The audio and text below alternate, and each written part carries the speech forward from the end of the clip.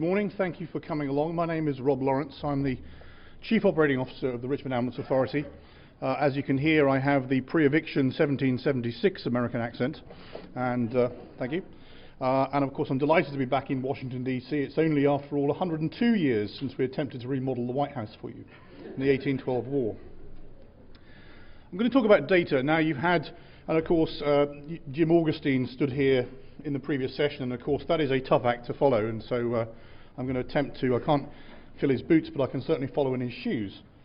I'm going to talk about data, and yes, it's one of my favourite four-letter words, but for today it's my favourite, and really how we at the operational end, and of course Richmond Ambulance Authority, and I'll talk a little bit about REA in a second, but one of the things that we do is run a high-performance EMS system, and people there's sort of lots of urban myths about, wow, high performance, what does it really mean? Well, what it really means is we operate on a shoestring. We have to be ruthlessly efficient and effective because of our payer mix, because of the very little subsidy that we get. We have no choice but to be efficient. And therefore, to be efficient, we have to look at every metric, every piece and part of the organisation and understand how it works.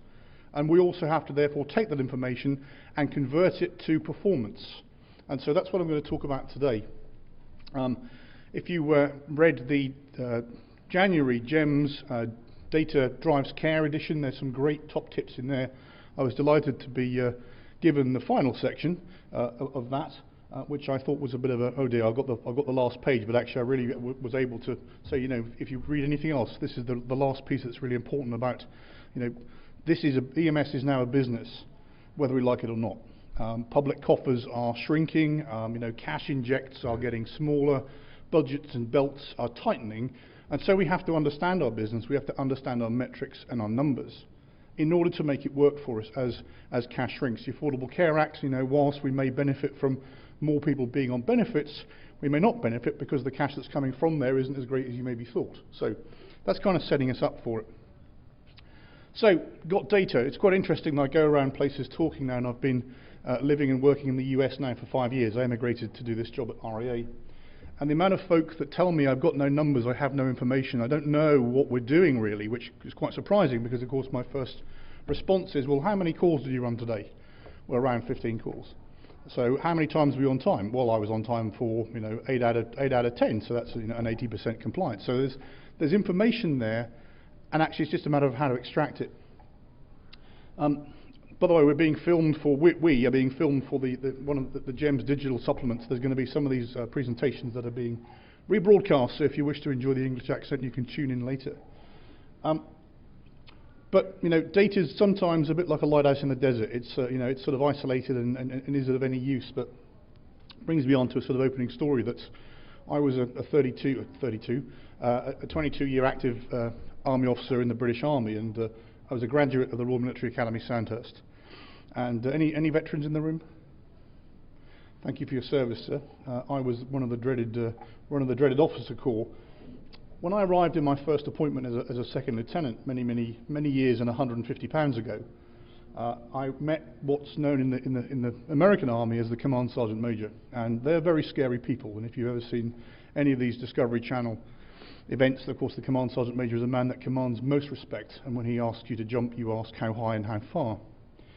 As a second lieutenant, very wet behind the ears, every morning the Command Sergeant Major would come into my office, I say office, it's really a shed, storeroom, and say very simply, good morning sir, lighthouse in the desert. And that kind of concerned me a little bit, and I sort of pondered that, and every morning for about a week he would come past, and of course being a wet behind the ears second lieutenant, I really didn't want to upset the Command Sergeant Major this early in my appointment, but every morning he would stop and say, good morning sir, lighthouse in the desert. After about a week I built up courage to say, excuse me Sergeant Major, you know, you stop in the morning, you pay the appropriate salute and respect, but you say to me lighthouse in the desert, what do you mean? He said, you Sandhurst gentlemen sir are all the same, you're lighthouses in the desert. I said, yes I know that, but what do you mean? He said, you're awfully bright and no use to anybody. This is very bright and is going to be of much use, I hope. So a little bit of history. REA is a city that was established under the Richmond Act. We had like a classic American inner city issue 20 years ago where you had a number of EMS companies that would of course respond to the call where there was potentially the payer and maybe not respond to the call where there wasn't the payer. We have lower socio-economic issues in our city, and so there was a very, very underserved population. So we created the authority, and that's where we are. We're a not-for-profit. We're running, last year, 56,000 responses, 42,000 transports inside our operational area. We're a high-performance EMS system. And as I said, the myth around high performance is high performance means you have to use every single penny you have to great effect. We're only 62 square miles. We have a resident population of 202,000, and if you divide 202,000 by 56,000 calls, it means that 1 in 4 enjoy their healthcare with us at least once a year. Actually, it's not really 1 in 4. There's like, one of them may enjoy it for 100 times a year, but of course we're working on that under a separate program.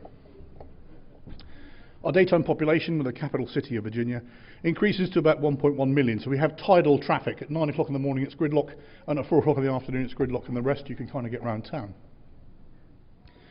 As I said, the thing that created our authority was the fact that we are a city on one end of lower socio-economic issues, and on the other end very affluent Fortune 500 companies. Philip Morris, Marlboro Cigarettes, to name but one, Reynolds Wrap, are all headquartered, Capital One Bank are all headquartered in our area. We have some interesting patient generators that keep us very, very busy, from high crime, shooting, homicide, and I just read the shift report from this morning, and I'll come on to that in a second because it's really case in point. For what we do in the city, in terms of being the high performance system, because we're watching our business, because we are also working very closely with our universities and hospitals and doing a lot of good clinical stuff, we have a lot of visitors, and we're kind of one of those major stops on the EMS World Tour. And it's quite nice, and we're honoured that the people come past and see us.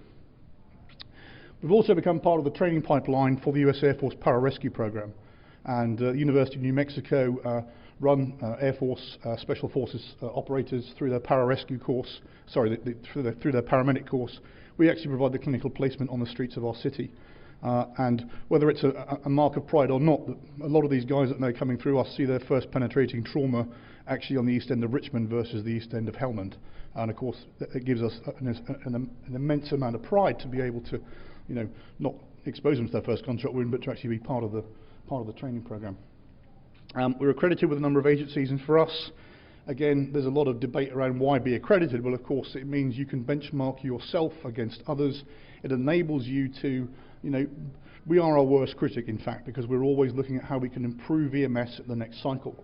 And so whilst it may just be to some a set of badges on the wall, to us it's actually how we remain current, how we remain focused, and how we remain honest with ourselves. And so, if you're thinking of going for a CAS accreditation, it's hard work, but it's very beneficial.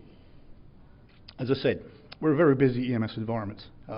This is a Fitch Report, and it's always good when you have consultants in, because if they tell you, it must be true. So, for a six-figure sum. So we enjoy a higher rate of responses per thousand population than many large cities in the US. It gives us a per capita claim to be one of the busiest EMS systems in the country. And again, because of the size of the city, the size of the population, the size of the workforce that we can afford to have, we have to come back to being efficient and have to come back. And it's part of the data story, because we have to use what we've got to great effect. As I said, patient generators, we have sadly a higher crime rate compared to statistics in the rest of the country, and of course in the Commonwealth of Virginia. I opened up the shift report this morning, and this is pictures live from Richmond. That was what's greeted me in the shift report this morning. So another night in our city, just to give you an indication of what the guys are up to. And again, this statistic will come back again in this presentation, because that's information that can help you, the operator, maybe increase your funding levels, and we'll talk about that a little bit later on. So, data starts with the caller, and of course, if you all have CAD systems, you all have folk calling, you all have someone operating either a primary or a secondary answering point, you're using dispatch systems, and therefore every time somebody hits the key, they're creating information for you. That's just and that information can therefore be analysed, can be assessed, and can be turned into an intelligence product.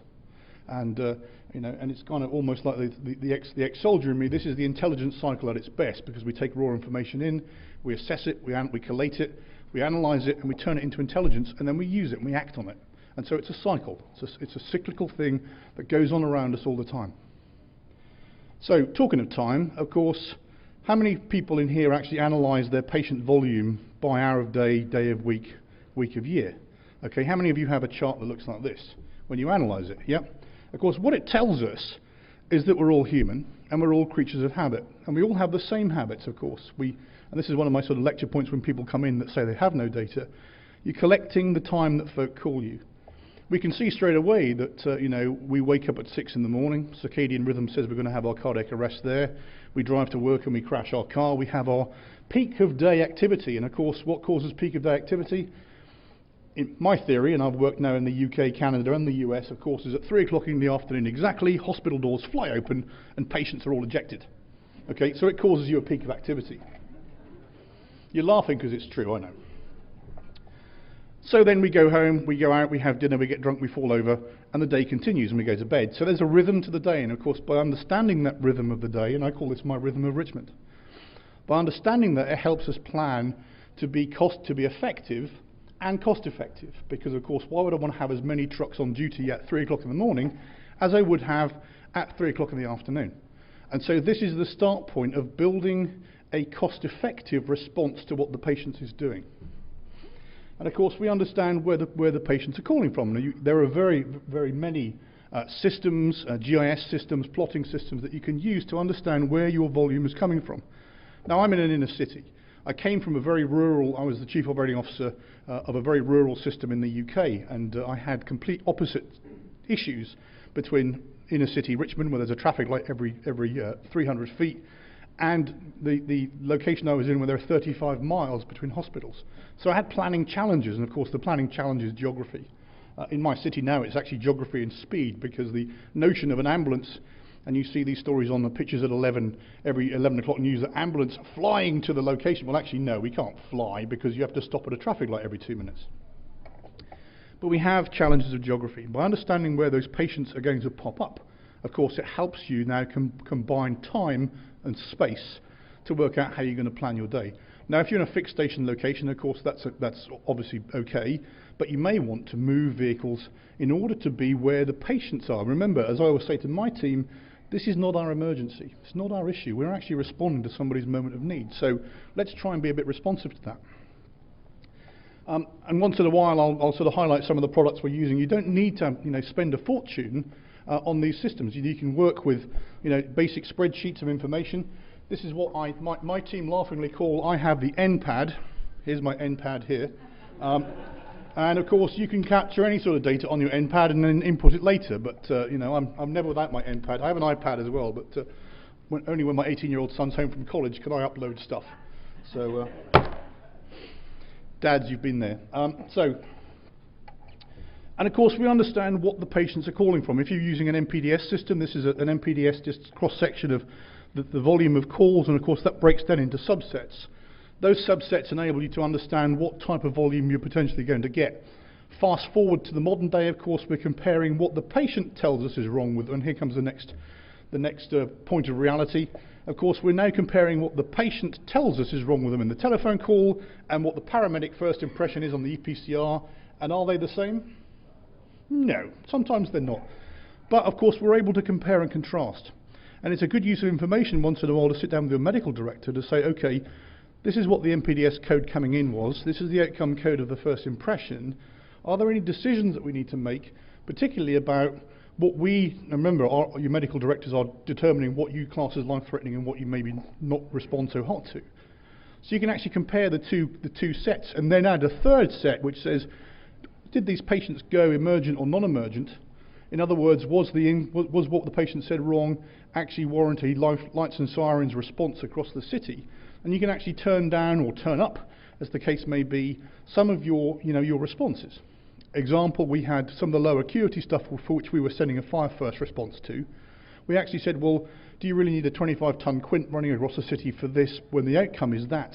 And of course we made a very, very considered decision to say, well no, we can actually not have a fire first response on this particular piece, this particular MPDS subset, because we know from 99% of the data that it's not acute, it doesn't end up in an emergent transport, and we can probably save fire crew time, we can save fuel, we can save the unit hour of a truck deploying, etc., and therefore put that one back into the bank. So we can use those types of information really to help fine-tune the response that you're doing. Remember I said it's about sometimes the economy of running what is now an emergency business.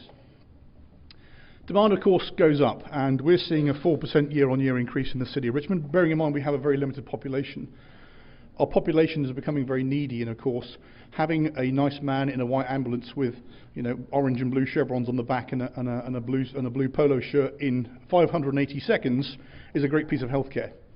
And so sometimes we have to work on the demand. This, of course, is really the lead into the advent of community paramedicine, mobile integrated healthcare, picking off those low acuity patients that you can do something more better with, because we're doing, you know, I heard said yesterday we're doing ALS, BLS and BS, and so therefore, maybe not, but, you know, the point being is we have to find an appropriate pathway and alternative for those patients that think they need us, when in fact we need to get them into the right pathway, not silo, pathway of care. And there are all sorts of tools out there that you can use. If you have a first watch system, you can do some fairly sophisticated demand analysis. We started off back in the day, it's a great American phrase by the way, I love it, back in the day, with, you know, the Mark I spreadsheet and working out, okay, how many calls this hour did we do, and then analyse it. John Washko did a very great presentation of how to build demand analysis. If he's in the shop this week, go and listen to him. And so you can start to build the demand based on what the caller's doing. The thing that we do back in Richmond is to take the demand analysis, which is the green sort of line at the front, and this is just an interactive spreadsheet that we use. And then we work out by the demand, and then of course by the geography of how many crews we need to have on duty at any one time, we can now build a fairly effective rota. And we're pulling data from our CAD. We've got 7 years worth of data of second, of minute, of hour, of day, of week, of year, to give us a reasonably accurate reflection of what we think the patient is going to do next. And that's the green line at the front. The red line at the top is then dividing the patient load by the geography. Of course, we have to cover time and space. And so by combining those two together and overlaying these two bits of information that you want, you can start to see that, and the darker blue line is the physical manning we have on the street. And so what happens is, you can see at a glance, and we actually have this system running live.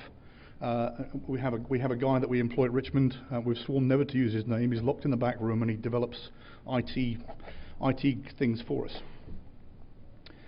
But we quickly have a visual view, and actually we do shift reports twice a day. We publish in the shift report, but you can log into my real iPad, not my NPad, and look at how the system is building as the day goes on. It enables us at a glance, and we've got 7 years worth of back data here, to see if we're going to have pinch points. The pinch point is the yellow bit at the top there, which tells me that we have not enough staff to cover the demand at the 95th percentile. What it is for me, and actually on an A4 piece of paper I call this my rule of thumb. If I can fit my thumb into it, we're going to have an operational problem, and we need to put extra people on the street, offer overtime. You know, God help us hold crews back, but of course we try and do the planning in order to get crews off on time. It's a bit of an election promise for us to, you know, get the crews. If I expect you to be at work and marked up 5 minutes before we start, my election promise is I'm going to get you off on time. So therefore you have to, from a human factors engineering perspective, make sure that you are watching what the demand is doing. We'll come back to that in a second. And of course, drive time in a high-performance EMS system. Again, we use a system status managed program. We have only one station. We deploy around the city. And of course, what it means is, yes, we're sitting by the Starbucks or the McDonald's or wherever. But of course, the planning means that we're closer to the patient when the patient calls, based on the information we're receiving. Now, there are many fans of a system status managed system. There are many people that have, you know, real concerns about it. But it does two things. A, it puts us closer to the patient, and B, you know, one of the big themes of this year is the culture of safety. We're not driving as far on emergency lights and sirens to get to the next call. We're not putting our crews and the pedestrians at risk, because we're actually already out and we're on the way there before we get there. So there's a safety bonus that goes with it. And of course, for us, we then take all the information and turn it into a system status plan, which allows us to use the city and the posts that we've created to get the vehicles in the right place at the right time for the patient. Not for us, for the patient. Having said all of that, there's some smart technology, Marvellous, out there, which produces a weather map type hotspot system. Anybody use Marvellous here? Marvellous is marvellous, let me tell you. And having, in fact, if I could just save all 20 slides by going dink, and this is marvellous. Marvellous. So coming back to how we're getting the right amount of people on the street, as I said, if we have an issue, we get a bit of a yellow spot that appears in the system. It's a decision point. It's a decision point for me and my team every day, or the supervisor in the middle of the night to say, and this is frighteningly accurate. It frightens us how much we take the data, the historic data, and then kind of scrub it a little bit, but actually turn it into the system to tell us when we're going to have issues. And so we need to offer up extra shifts. We may need to do something special. Here was Mondays of this week, and Monday was a bit of an issue for us, and I put this up because it's a live example. This is what the shift report said, the first view of this at 06:16 and 20 seconds on Monday. It said that we were looking fairly good for the day. The demand in the green, the manning in the blue, and the optimal manning in the red. So things were looking good, maybe a bit of an issue at night time. Okay, now of course we're competing against one thing, and that's patient behaviour. And so sometimes the patient doesn't quite conform to the plan. And of course, being an old soldier, there was a great saying at the front of the British Army Staff Officer's Handbook that no plan survives contact with the enemy. In this case, no plan survives contact with the... It also says if you're a good staff officer, get inside your commander's head, there's usually plenty of room. And that's actually true as well. I'm now the commander, and the boys are climbing around in here all over the place. So this was what happened. This is what we predicted on Monday. When we came to Tuesday, we took a lot of hits on Monday. And actually what we do is we conduct then an after-action review, and we run the system again against what really happened.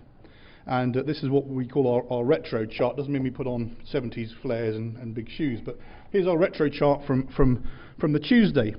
So what happened? Well, actually, if you go back one, you can see that we predicted in the early hours an issue. In the early hours, we took a lot of hits, and the yellow, it's not a single line, it's actually blocks of time, and it says that if you're having a call, you're not on a call for 1 minute, you're on a call for 30 minutes, 40 minutes, 50 minutes.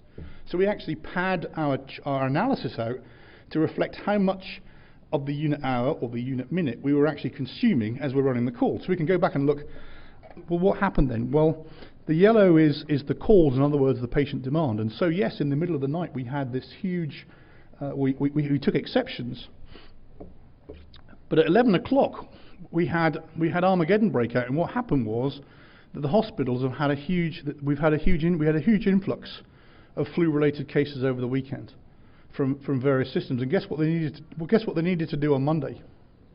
They needed to dump patients out, and so all of our non-emergency volume, which is the green line, peaked early.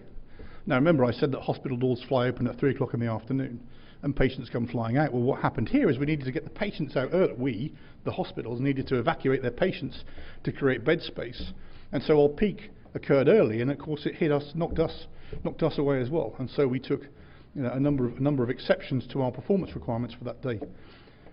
What did we do the next day? Well, we realised there's a flu issue going on. We actually increased with overtime on Wednesday, and I should have brought the Wednesday chart along.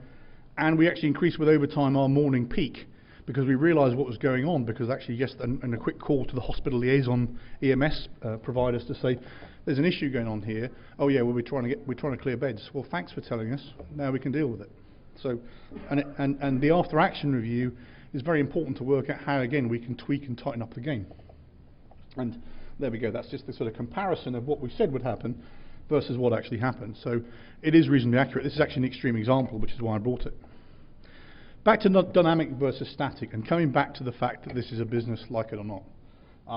We estimate that to perform at the 95th percentile of performance, we require 100,000 unit hours, and of course a unit hour is 2 people in an ambulance for 1 hour, fueled, equipped and ready to go. If we compare that to a static system, and this is where, going into the future, where public budgets are tightening, the coffers are getting smaller. In Richmond we call it the bucket of money. Okay, if we are doing our job well, we build the patients and we get our subsidy in, we fill the bucket of money. If we crash the trucks and we use our money unwisely, the bucket gets a hole and it falls out. And actually I make this point in the JEMS data supplement from January. A static system, potentially these days, is very expensive because you're having 23 stations manned 24 hours a day. You're actually using twice the amount of unit hours. In other words, a unit hour is actually, for us in EMS, a unit of currency. Okay, it costs, everything costs something.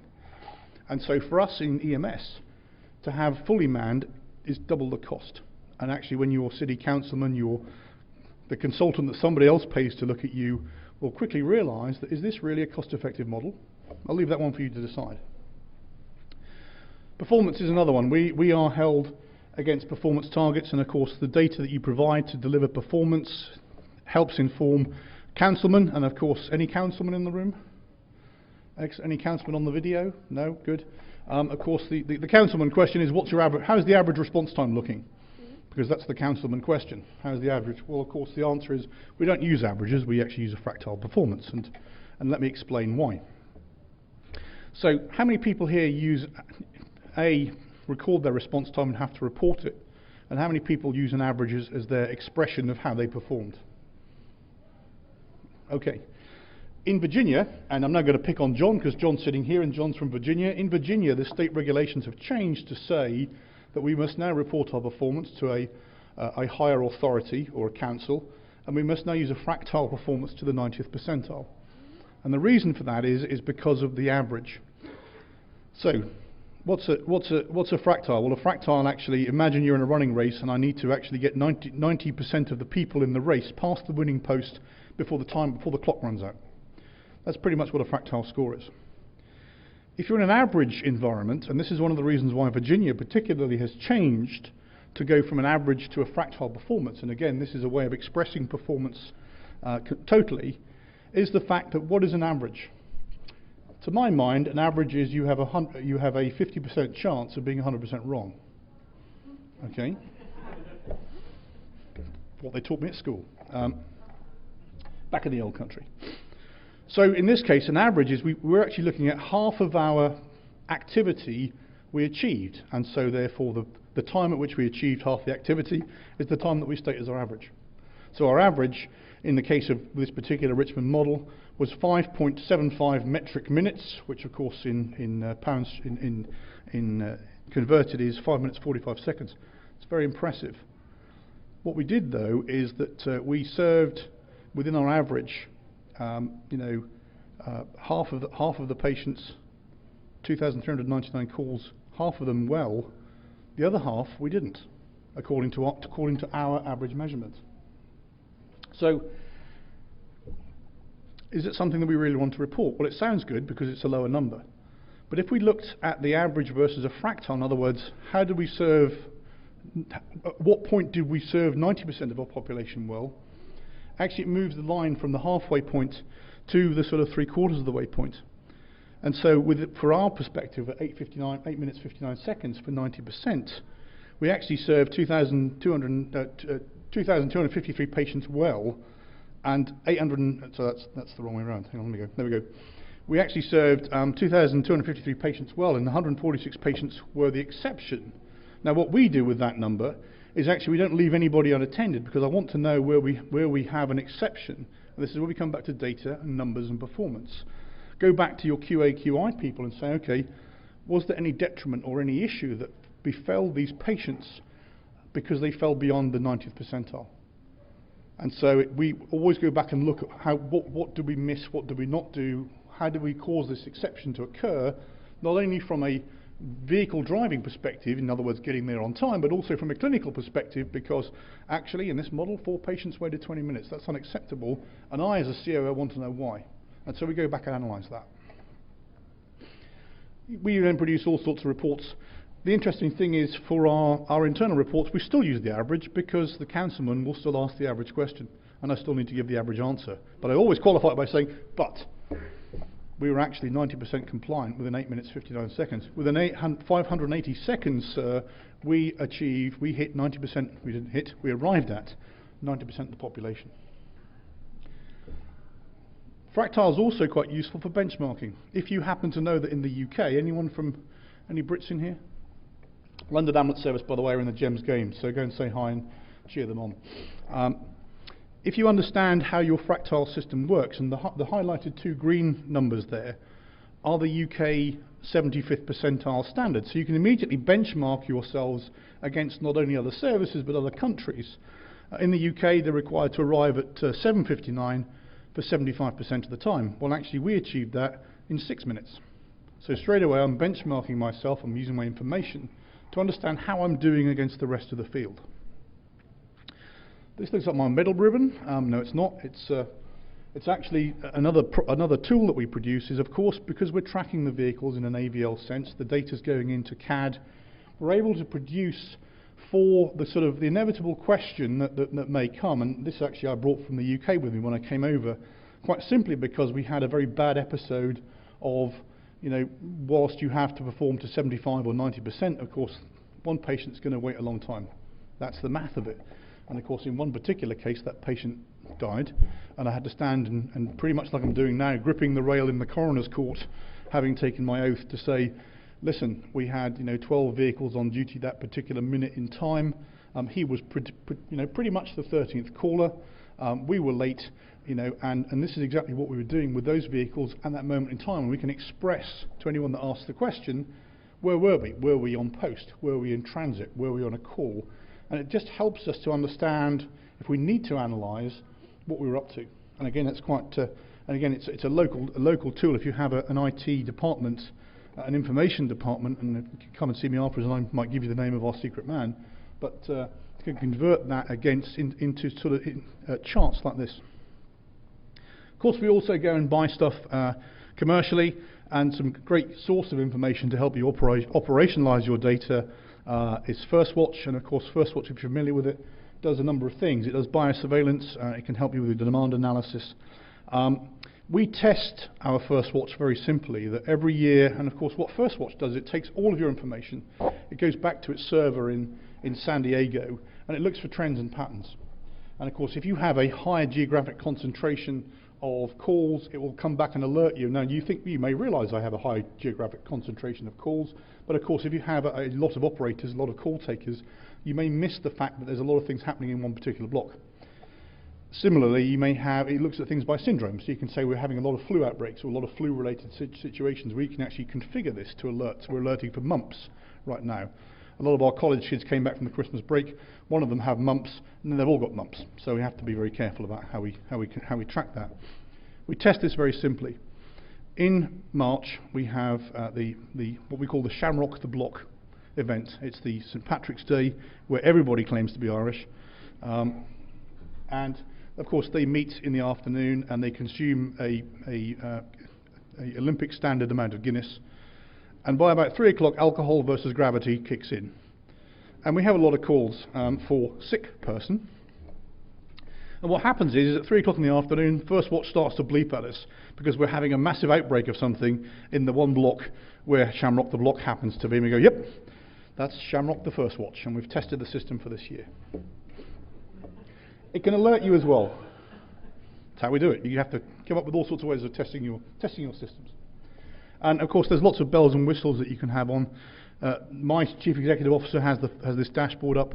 If it goes red, he gives me a call to say, WT, something is going on, and therefore my aim is to make sure it doesn't go red. So that's kind of... The other thing we look at is unit hour utilization. It's something that's probably not understood really. What unit hour utilization is, of course, is a division of your transports and your hours. And of course, if you can provide the cost-effective amount of transports, and you can do this for responses as well, but a cost-effective amount of transports for the hours that you've got, then of course you're going to make money or save money or not waste money. And it's expressed as a decimal place, or it's a percentage. So in other words, I need to be busy transporting patients currently. Now of course, as we're moving into mobile integrated healthcare, to community paramedicine, we may have other sources of income as we move along, and that's of course the next thing that we're all looking at. So for 41% of the time we need to be busy. If we have too many people on the street and we're not doing as many transports, of course, whilst it means the crews will have a great day, it's for us trying to be very cost efficient. It means that actually we may be hemorrhaging cash out of the bucket of money. Of course, if I get my planning wrong and I have too many calls for the amount of crews that I have on, is it me or is the air conditioning not working in here? It's kind of getting a bit warm. Then of course I'm putting my crews under pressure, and so I created this what they call the fairway of performance. And actually, when you get a bit closer, it's actually the unit hour utilization point against transports and calls to work out how comfortable we are from both not failing our performance but also being fiscally responsible. And so it's an interesting point to go away and look further into. Of course, in the hour I've got, we can't get into it too much. Everybody talks about having the optimal unit hour utilization. Well, actually, there is no real optimal unit hour utilization because it's what you set as an organisation, what you're comfortable with, and what you can afford. Reports are something that we rely on, and of course we have daily reporting that gives us an idea of how we're doing from a performance perspective. I have one meeting a day to keep the team on track. It lasts 15 minutes, and believe it or not, you can come into my meeting and say nothing. Okay, I go to lots of other meetings where people have to speak because they need to speak. You come into my meeting, you're allowed to say nothing. Say nothing means it's fine. I'm allowing you to say nothing because we're good. We talk about performance, all the key metrics, and we get out and do what I'm paying them to do, which is get on with the job. Okay, and so there's a fair amount of data that goes into our day, everything from predicting tomorrow's performance to looking at the manning and the scheduling. Sometimes I use an English word, schedule, tomato. But we take 15 minutes only, and we get out and get on with it, and you're allowed to say nothing. And we produce one sheet of paper, and it's the definitive document to run our day. Operations Coordination Conference. Now, I don't know if you've been out and walked around here, sort of a quick mind break for a second, but just up the street is the National Air Traffic Controllers Association. Anybody see that on the hotel down there? I walked past yesterday and I took this photograph because I thought it was quite interesting. Of course, these are a very data protocol driven bunch of people. And of course, they have the data protocol driven, ingrained in them. And there were a lot of people standing outside with suitcases. And I said, I could see that the door was unlocked, but there's a lot of people standing there with suitcases. I said, what are you doing? It's just standing here forming a line. And he said, well, we're air traffic controllers. And I said, oh, right, yes, that would be why you're at the National Air Traffic Controllers Association building. I said, so you're all standing outside? He said, yes, we're air traffic controllers. And I said, well, yeah, I get that. He said, we're only allowed in one at a time and at 2-minute intervals. Thank you. Go and see for yourself if you don't believe me. I've talked about getting to the patient. I've talked about the art of getting there so far. And of course, a lot of the data you're using is about the art of actually getting there. And we'll come on to the clinical stuff in a minute. But from a operations, supervisory, management perspective, of course, we need to worry about the art of getting there first of all, whether you have a response time compliance or not. You said checking the time. Of course, we're using our information to look at our levels of care. We're now drawing a lot of information off our EPCR, Electronic Patient Care Record System. One of the biggest surprises to us, and again, we go back to the fact of what the patient tells us is wrong with them versus what the paramedic first impression is. And of course, yes, we had sick person that transpires into alcohol versus gravity. That's pretty much a standard for a Friday or a Saturday night. We also realised that within our city, the highest reason for transporting someone somewhere was actually psych. Now, that may well be reflective of the society in which we live and the very poor levels and standards of mental health care provision.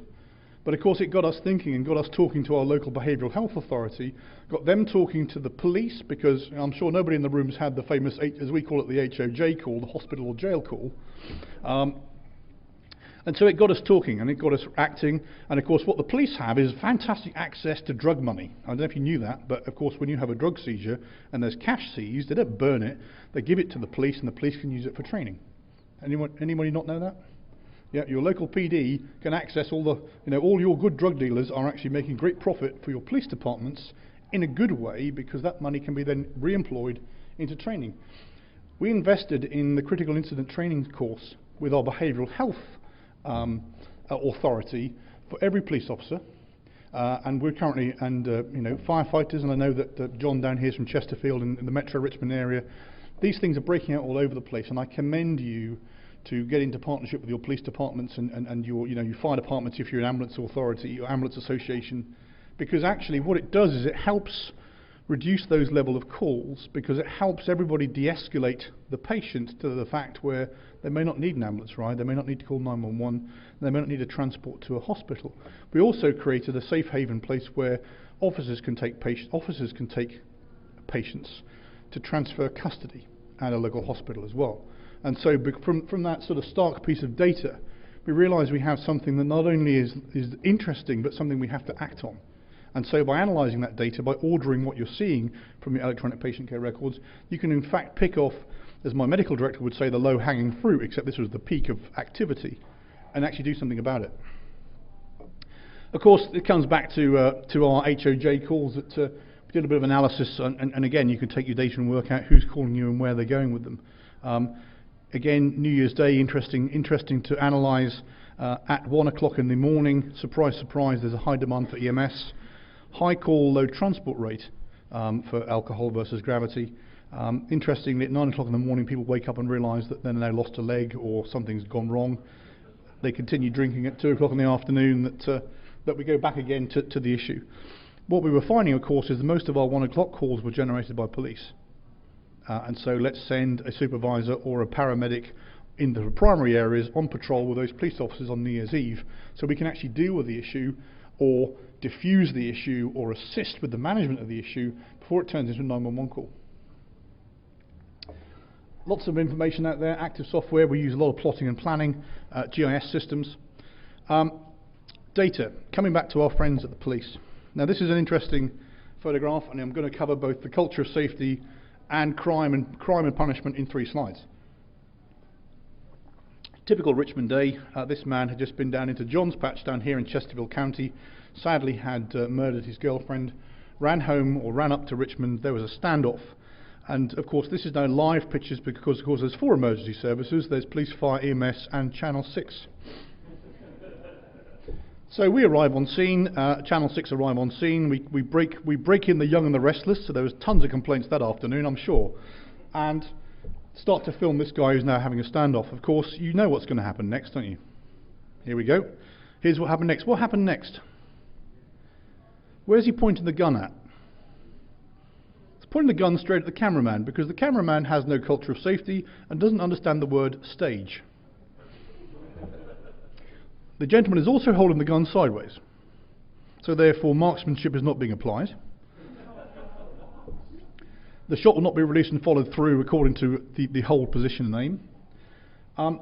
And in fact, the reason it's held sideways is why? That's the way it came out of the box. Thank you very much. It's the way it came out of the box. The point being here, of course, is there's a culture of safety issue here. There's the fact that this guy is engaging the police, and of course what happens next is, as you can see, poor patient packaging. The point being, of course, is that this is what we do for a living. Okay, we have to operate in a safe way, but it also contributes to the operational data and how we go about releasing funds and making the point that I'm about to make. Homicide, of course, is not an EMS problem as such, because of course if they're dead, we've declared them dead, we've assisted the police by saying their life is extinct, they become a homicide investigation. If we do our job right and correctly, of course, and we are arriving on scene, packaging and getting off to a good trauma system, then of course the homicide rate stays low. Now of course the police department will say the homicide rate is low because of great community policing, because of the fact that we're interacting, we're doing patrol walks around our city. We just happen to forget that good EMS and surgery is not a reason that the homicide rate is low, and so we sometimes use this to great effect. Again, this was last night, so I've increased the stats, 2 on one side, 1 on one side and 2 on the other. We did some analysis. Now if you look at the FBI standardized crime rate index, they have homicides as an indicator, they have violent crimes as an indicator, they have murder, rape, vehicle theft, etc. The single act of shooting is hidden within the violent crimes. Now of course nobody wants a violent crime, but when we start to analyse it at a city level, what we discover is the great claim and the good news is the homicide rate is going down, the act of stabbing and shootings particularly is going up. And so we can go away and say, right, you know, if you're asking for an increase in funding, then guess what? We're going to join you because we know the secret of what's going on, and it's here. And so we can use this in data to operationalize ourselves into a better funding and bid position. Go away and look at the level of shooting versus, if you're in a city, your shooting versus homicide rates, and then look at the trend of what's happening. So other information and data, of course, road safety is a system that we use. It's a black box. NFPA is going to change to recommend, I think still, that we have some sort of recording system in the vehicles. We've been using this particular system to good effect for years. It doesn't mean we can be punitive and punish people for, driving badly, because of course we've trained them not to. But it's actually a league table. We publish stats and figures every week for everybody to see, and actually it's a great tool. And of course our planning is affected by speed, and we need to understand the speed of your vehicles, because this is a typical spread of Richmond speed. We fly through our streets at an amazing 25 miles an hour average. I'm going to use an average here. Sometimes of course we fly at an average of 20 miles an hour, not very fast, but what it means is our vehicle speed dictate the plan. Because if we can't drive fast or faster or progressively, we have to increase the amount of units we have on the street in order to cover the ground. Kind of makes sense. 20 miles an hour, of course, is because I live in Virginia. It's on the same line of latitude as Gibraltar and Tel Aviv, and of course this really screws us over. And of course the biggest problem in our city is the fact that buses and ambulances have a magnetic attraction, this is the one ambulance in the snowstorm that went off the road because it was avoiding a bus. There we go. We can also use the data that you provide, that produces here, and of course we have accelerometers in the vehicles, and a guy called Michael Kurz, and again this is how you can use your data and your information that you're holding to good effect. Michael Kurz was a professor in Virginia Commonwealth University, he's now at University of Alabama, looked at the moments, the tipping moments, the balancing moments at work on a provider delivering CPR in the back of a moving ambulance under emergency conditions, to work out how effective CPR is in the back of a moving ambulance. Who's ever surfed? Who's ever surfed while doing CPR in the back of a moving ambulance? Who thinks CPR in the back of a moving ambulance manually is effective? No hands. Wow, we have one. We have one. We'll talk about that afterwards then, but I'll tell you how we do it. We determined that the effectiveness of CPR in the back of a moving ambulance, and this is a great piece of work by Michael Kurz. He got the AHA Young Scientist of the Year award for this piece of work. Of course, determined that if you're going to do CPR in the back of a moving ambulance, you probably need some sort of mechanical device, or you need to, of course, affect an outcome on the ground before you load and go. And so that was quite an interesting piece, but again, it's the data that you have in your systems that you can use to great effect to improve the system. The other thing about our road safety system is that 2 years ago, or a year and a half ago, we were under the presidential election. Virginia was, quote unquote, a battleground, which is code for every 2 weeks, some dignitary is going to come, the Secret Service will arrive, and no one's going to pay you. Stating facts. We were asked to conduct a motorcade escort from Hampton down on the east coast of Virginia back into Richmond. With our road safety system, we turned the alarms and the buzzers off. We kept the telemetry running just to see what the vehicle would do. Now, has anyone worked with the Secret Service before? Anyone done a motorcade before? What's the one instruction you get? Keep up. That's the one instruction they give you in a motorcade. Keep up. So we kept the telemetry running just to see how safe the president was at driving. And actually, in that one journey from Hampton to Richmond, Virginia, they committed 421 in road safety infractions. And so I didn't, when I later met Vice President Biden, I didn't actually tell him about that, but it's quite interesting just to see how the other half live. Data is also around us, vehicle data. Again, in my article, it's actually called Show Me the Money in the JEMS supplement for January. We talk about not only the frontline metrics and information you need to know, look at everything that you're doing. Your trucks, if you have a gasoline fleet, if you have a diesel fleet, there's going to be differences, but of course there's information that you can gather to improve your performance. If you're now using the new diesel engines, you have to, not only the cost of diesel, you have to add the cost of DEF onto it, so therefore there are costs that are incurred along the way. And by understanding how you perform, of course you can understand how you can economise or of course improve. We realised that as a high performance system, the trucks sit on post for a long time, they idle highly, they use gas. So what did we do? My fleet engineer went down to the local DIY store, the local home improvement store, and bought 2 industrial sized solar panels, threw them on top of the truck, called it a test rig, and we discovered that actually not only were we not using any more batteries, we were keeping the vehicles from high idling, we were saving fuel, and even under a lamppost we were getting lux, which is code for energy from light. And so now all of our fleet are equipped with solar panels. We had a look at Pinellas County first of all. They had a panel this big because they have sunshine, whereas we decided to go for the big industrial ones. So the information that we acquired from our fuel usage drove us to think about something different. And of course that something different was solar panels. For our next trick, we found some compressors with which you can actually have the solar panel running the compressor, and you can heat or cool the truck with the engine off. We think we're going to save about £7 a truck a year in fuel. We look at individual clinical performance as well, and we publish this openly for all to see because we want our people to benefit and get better. We're able to track the routing, particularly of vehicles, using, of course, we're pinging an AVL every few seconds, so we can therefore rebuild the routing in order to assess how we went. Great tool for preception. So let's talk about some clinical stuff for a second, and of course all of this stuff means I want to be closer to the patient before the patient calls in order to affect an outcome. And so our ROSC rate sits at around, sits in the 50th percentile. We're very proud of that. Anyone from Seattle in here? 3-4 years ago we hit the 50th percentile. Seattle FOI'd us for our data. Just saying. Delighted to give it to them. We were conducting therapeutic hypothermia as well as mechanical CPR.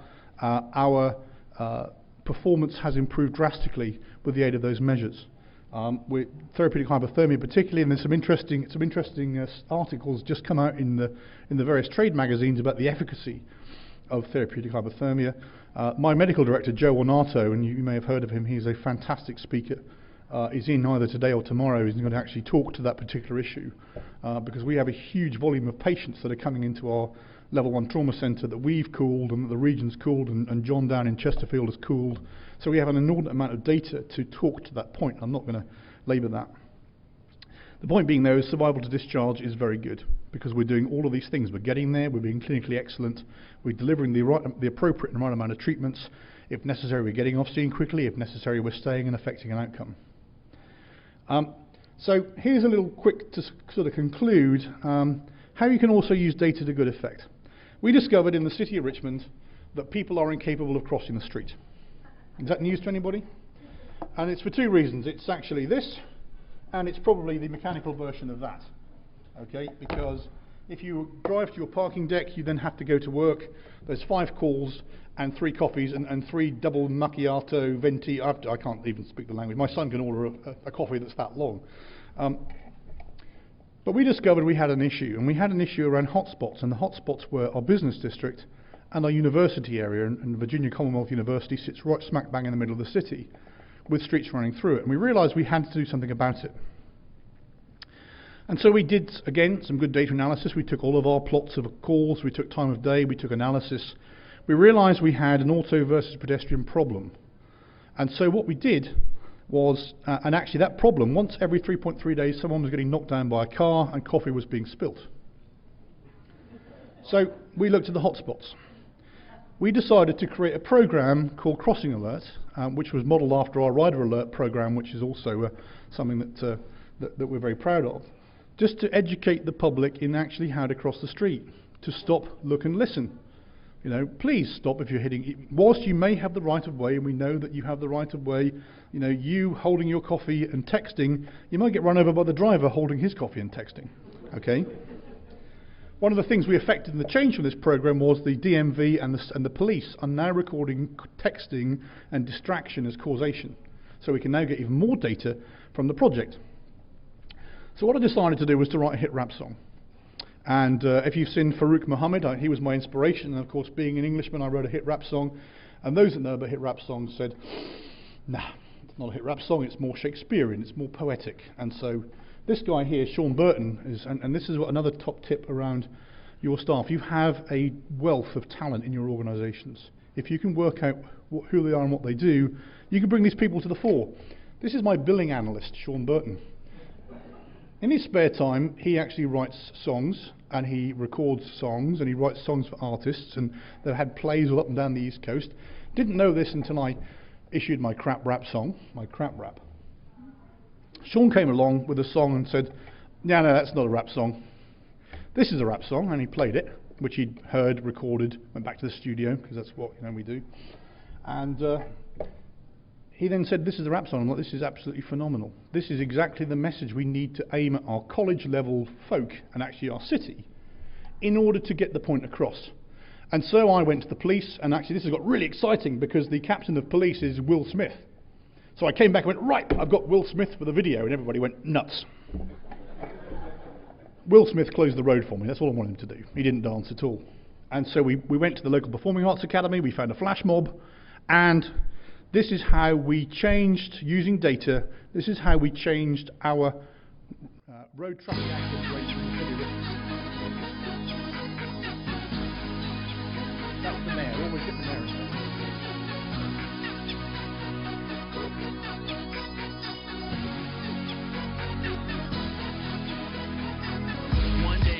Down the sidewalk, minding your biz, texting your friends, and cars are racing on the highway, you not knowing where the sidewalk ends, paying no attention, can't get you a visit from the local paramedics, you don't want to be crippled with a medical bill, so listen to this message. Stop. Look side to side before you take another stride. Stop. Make sure you have the right of way and check the sign. Stop. There's something bright if you choose to walk out at night. Stop. And pay attention, just stop.